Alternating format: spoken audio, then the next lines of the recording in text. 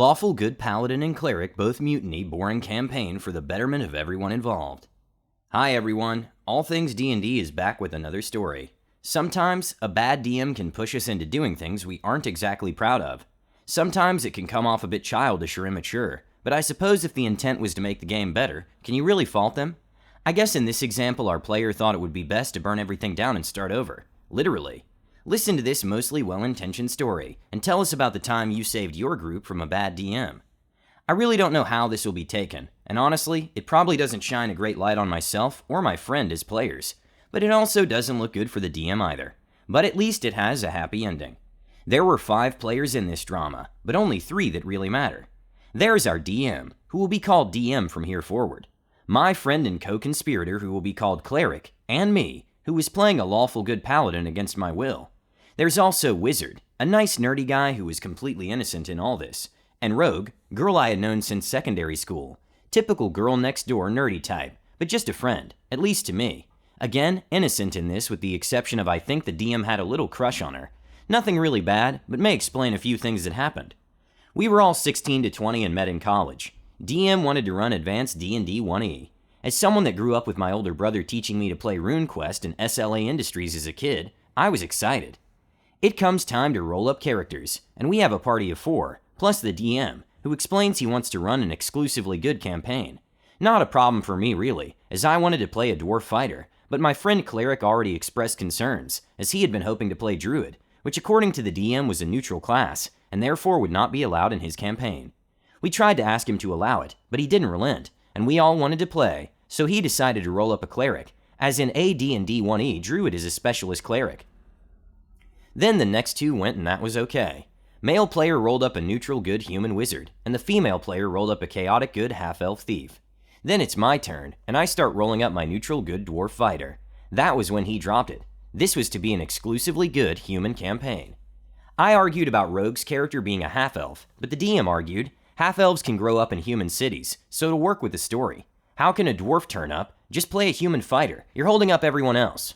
I was a bit embarrassed, so agreed, being the youngest alongside Rogue. We were both 16 at the time, and DM and Cleric were the oldest at 20, as they had started college late. As I roll up the stats, there it was, 3 nat 18s. Me not knowing the system, asking for some DM advice, and he mentions if I put 18 in charisma, I can play a lawful good paladin, but if there's a paladin and a cleric in the same party, we must follow the same god, so he gives us a lawful good god of war and duty. I don't recall the name, this was like 10 years ago. Also because this is the only reason a paladin and cleric would adventure together? Then why was the rogue allowed a trickster god, and the wizard a dragon deity? Roll up the character and the game begins. We played these characters for about 3 months, before everything came to a head, but some of the things that caused tension to bubble. The story that required us all play good human characters turned out to be Middle-earth Hyrule cross-country walking holiday, with scenes randomly generated, maybe an hour before the session, for a group that's only link was that they all spoke Red Dragon. Aside from me and Cleric having the same deity, that was the only crossover all the players had, and something we had all chosen independently, and would become a thing with our group. The rogue stealing drinks for the party from behind the bar. I attempted to make an issue of this, even raising a fuss, or attempting to arrest her and take her to the town guard or make her pay. Each suggestion the DM shot down saying, your character wouldn't do that, or it goes against your religion to make a scene. And everything I suggested, eventually the only agreement was my character refusing to take the drink, and putting a pile of coins on the counter as we left the bar. The wizard and the cleric getting into a theological fight, it getting really heated, the cleric in a zealot rage reaching for his mace, and DM, no PvP, and the whole argument dissolving because the cleric no longer felt like he could act how he felt appropriate. Me trying to give away some of my paladin's money to orphans, and the DM telling me he would only give money to his church, to hand out, as he was only a level 1 paladin. The rogue decided it would be in character to steal some of the wizard's spell components, and replace them with something funny, I think salted fish, and rolled a no PvP. By the way, she rolled a nat 20 to pickpocket and reverse pickpocket before he said this. I think he expected her to fail.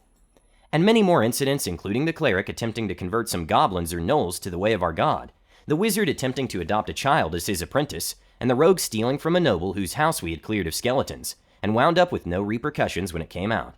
It gets to the last session of me and Cleric using those characters. We arrive at the pub we use for our games about an hour ahead of everyone else. Not unusual for us as we live the closest, and as we're there having a drink and setting up the usual table, he asks me, "Are you enjoying these characters?" I was honest with him, and he handed me something he had printed out. It was the god we both followed, printed directly from the D&D wiki. We look over it and I start forming a plan with Cleric. None of the party know what's happening, though there are comments of, "Wow, OP and Cleric, you seem to be really enjoying this session." I'd been playing on automatic for a while due to being shot down so often. The session is fairly quick. We had ended the session prior just before the boss fight of the dungeon. We mop up the fairly simple enemy and return to the town square for our reward. As the headsman gets to us, I say a blessing to mine and Cleric's god, to which the headsman returned with the blessing of their own god, not mine and Cleric's. This was what we were waiting for. I refused the reward, citing that I do not take treasure from heathens and heretics. The Cleric attempts to appease my character, asking the headsman if they would be willing to listen to the way of our god. DM is flippant with his answer, clearly wanting to move on. Me, I draw my sword and demand the town convert. GM, what? No, they refuse, and if you don't put that away and leave, the town militia will arrest you. What occurred after was myself and Cleric going full holy war murder hobo.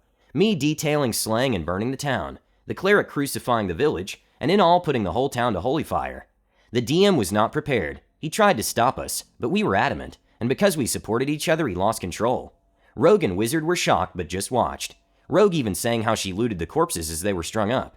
When it was all over, many successful rolls, many bad rolls, the Cleric was dead. My Paladin still standing thanks to having received all the melee loot from the previous sessions. Plus 2 holy longsword, full plate armor with some self-healing enchantment, etc. The DM was furious at us as we laughed. DM, stop it. You know you'll lose all your Paladin powers for that act. Me, no I won't. I'm lawful good. DM, yes, so how could you kill all the innocents? Me, they weren't innocent, they were heathens. At this point, the Cleric shows the DM the sheet he had printed out. It was all there. The lawful good god of war and duty he had given us was a god of crusaders and protection of believers. What we had done was not just in character, but within what he had given us. The DM went quiet, packed up his bags and left. Myself, Cleric, and Rogue all hung out for a bit longer. Wizard stayed for a bit too, but he left shortly after DM. None of the PCs had an issue with what happened. Both even said how much fun that session was with all the drama and randomness. We asked the DM about future sessions on the group chat on Facebook. To nothing. Then about 2 weeks later, we get the message. Session this Thursday, Cleric and OC, the party will not work with you anymore. The Paladin will stay in that town to erect a church. How would you two like to roll up a true neutral druid and a dwarf fighter? We were happy, and not just because we got what we wanted. The sessions after that were so much more fun for everyone. I played with that group for the next 3 years with many changes. The rogue eventually re-rolled as an elf cleric. The cleric, now human druid, would go on to become a pirate captain. His seagull army, the fear of the seas. And my dwarf would eventually die, saving the party from gnolls. And I re-rolled a human ranger with an unholy greatsword that the DM eventually informed me was the sword my paladin originally wielded as a nice reference. I've since lost contact with all but the rogue and the cleric, who were both at my wedding, as some of my oldest friends. And this is still a story the cleric and I tell at RPG Horror Story Swapping. And I know I was and can still be a bit of a problem at times, but this time I really feel that it was justified and helped. In the end, it actually worked out for everyone involved. Some lessons are harder to learn than others, but I have to give credit to the DM for realizing their mistakes, learning and growing. Please let us know what you think and comment below. Don't forget to subscribe to our channel, All Things D&D. Our videos are posted every 5 days, so stay tuned for more amazing Dungeons & Dragons content.